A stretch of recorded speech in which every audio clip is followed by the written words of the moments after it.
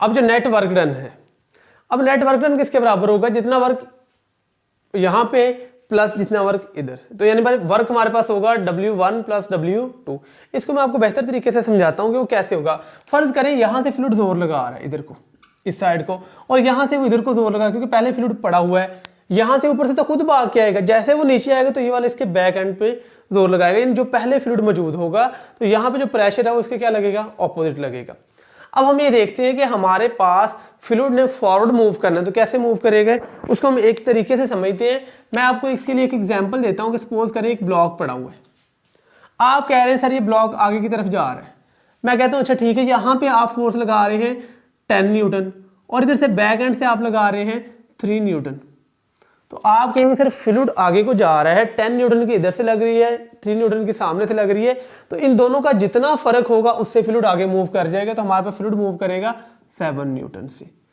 फिर हमारा वर्क किसके बराबर होगा, हमने कहना है यहाँ पे जो टोटल वर्क होगा, वर्क डन इसका प्लस वर्क डन इसका, लेकिन इसका वर्क ऑपोजिट डायरेक्शन में है तो ये नेगेटिव हो जाएगा, तो हम ऐसे भी कैलकुलेट कर सकते हैं work done by 1 plus work done by 2, और वर्क डन 2 का क्या होगा, नेगेटिव। तो वो सेम कॉन्सेप्ट यहाँ पे एप्लीकेबल होगा। वो कैसे कि इसका फ्लूइड का वर्क प्लस इधर वाले का वर्क, तो हमारे पास जो आ जाएगा वो W1 प्लस W2, तो ये W हमारे पास नेट वर्क डन आ जाएगा। वर्क डन W1 ये है एट पोर्शन 1 या अपर एंड, तो मैंने लिखा है W1 है work done at upper and, या W1 आ जाएगा हमारे पास F1 dot delta x1, F1 dot delta x1। अब देखिए फ्लूइड पे फोर्स भी इधर को लग रही है और फ्लूइड की मोशन भी इधर को है, यानी डिस्प्लेसमेंट भी इधर को है, तो हमारे पास दोनों की डायरेक्शन सेम है, थीटा आ जाएगा 0, और यहाँ पे आप थीटा 0 पुट करेंगे, cos 0 की वैल्यू क्या आ जाएगी 1, तो वर्क आ जाएगा F1 dot delta x1।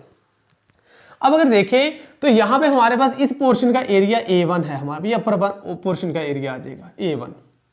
Pressure कितना लग रहा है P1, तो हमारे पास अगर देखा जाएगा तो जो हमारे पास फोर्स होगी F1 वो किसके बराबर आ जाएगी, हमें पता है P किसके बराबर होता है, F ओवर A, तो P1 जो है यहाँ पे लगने वाला प्रेशर वो फोर्स F1 ओवर A1 के बराबर आ जाएगा। अब देखा जाए तो हमें यहाँ पे वैल्यू किसकी चाहिए, F1 की और डेल्टा x1 की, तो F1 की वैल्यू हम यहाँ पुट करेंगे, फिर डेल्टा x1 की पुट करेंगे। F1 की वैल्यू हमारे पास किसके बराबर है,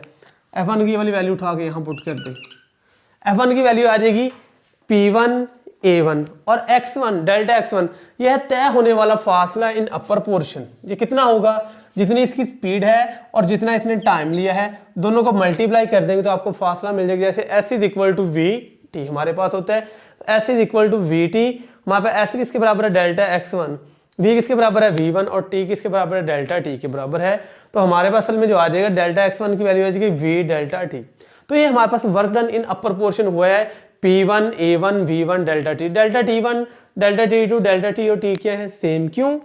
जितने टाइम के लिए आपने इसको ऑब्जर्व करना है बिल्कुल उतने ही टाइम के लिए आपने इसको भी ऑब्जर्व करना है, तो दोनों का टाइम आपके पास क्या होगा, सेम होगा। अब हमारे पास है सिमिलरली फॉर लोअर पोर्शन।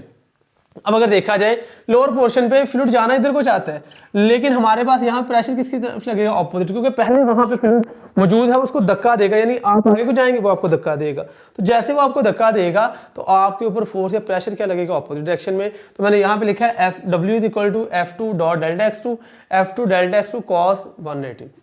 यानी 180 क्या है, फोर्स और यहाँ पे डिस्प्लेसमेंट। फ्लूइड आगे को जा रहा है लेकिन फोर्स इसके ऑपोजिट लग रही है, तो ये हमारे पास cos 180 आ जाएगा, cos 180 की वैल्यू नेगेटिव, और आप F2 की वैल्यू फिर उसी तरह पुट करें, जैसे हमारे पास P2 की वैल्यू किसके बराबर थी P1 की, F1 ओवर A1, तो P2 किसके बराबर आ जाएगी F2 ओवर A2। यहाँ पे F2 की वैल्यू पुट करते हुए आ जाएगा नेगेटिव P2 A2 और डेल्टा x2 ये आ जाएगी V2 डेल्टा T। तो हमारे पास वर्क डन इज नेगेटिव, क्यों नेगेटिव है मैंने बताया, as this work is against the fluid force, जो पहले ही फ्लूइड पड़ा हुआ वर्क कर रहा है, लेकिन किस तरह कर रहा है, इसके अगेंस्ट कर रहा है, पीछे को धकेल रहा है, तो ये हमारे पास आ जाएगा वर्क क्या आ जाएगा, नेगेटिव आ जाएगा। तो ये उसने कहा हुआ कि ये वाला वर्क क्या आ जाएगा, नेगेटिव। अब देखें हमने तो असल में क्या मालूम करना है, टोटल वर्क डन, वो किसके बराबर है, वर्क डन प्लस 1 प्लस 2, 1 की वैल्यू किसके बराबर आएगी, ये P1 A1 V1 delta T1, और यहाँ पुट कर देंगे, और इसकी वैल्यू क्या आएगी negative P2 A2 V2 delta T2। अगर आप यहाँ पुट करेंगे तो टोटल वर्क किसके बराबर आएगा, पुटिंग 3 and 2, ये इक्वेशन 3 है, ये हमारे पास 4 है, 3 और 4 को इक्वेशन नंबर 2 में पुट करने से तो नेटवर्क किसके बराबर आ जाएगा, P1 A1 V1 delta T minus P2 A2 V2 delta T। अगर देखा जाए ये हो तो दोनों ऐड रहे थे, लेकिन ये क्या आएगा, नेगेटिव। बिल्कुल सेम कॉन्सेप्ट यहाँ पे जैसे मैंने आपको बताया था कि एक फोर्स का वर्क माइनस दूसरी फोर्स का वर्क, तो ये हमारे पास हो जाएगा W is equal to A1V1 और A2V2, यानी यहाँ पे जो प्रोडक्ट होगा वो A1V1 और यहाँ पे क्या होगा A2V2। मैंने आपको बताया है A1 जो है वो ज्यादा है, लेकिन V1 क्या होगी, कम। आप इन दोनों का प्रोडक्ट कर ले, और A2 कम है लेकिन V2 ज्यादा हो जाएगी, तो आप दोनों का प्रोडक्ट कर लेंगे, प्रोडक्ट आपको क्या मिलेगा, सेम। तो A1V1 जो है वो A2V2 के बराबर होगा, जो सिंपल के एरिया इंटू वेलोसिटी के बराबर आ जाएगा। इसे आप असल में वॉल्यूम फ्लो रेट भी कहते हैं। हमारे पास ये वॉल्यूम ओवर टाइम के बराबर आ जाएगा। तो हमारे पास जो है A1V1 A2V2, इसकी जगह आप A भी पुट कर दे, तो यहाँ पे इक्वेशन में इतनी जगह पे ये वाली और A1 ये वाली, तो हमारे पास A1V1 A2V2, इसकी जगह हम सिंपल AV पुट कर सकते हैं। तो P1 AV delta T, simple time है, मैंने बताया delta T1 delta T2 delta T and T क्या है, इक्वल है आपके पास, तो यहाँ T पुट कर दे minus P2 AV area into velocity, और ये T क्या आ जाएगा, टाइम। अब अगर देखा जाए तो यहाँ से यहाँ पास तीनों टर्म्स क्या आ रही है, कॉमन आ रही है, एरिया वेलोसिटी टाइम,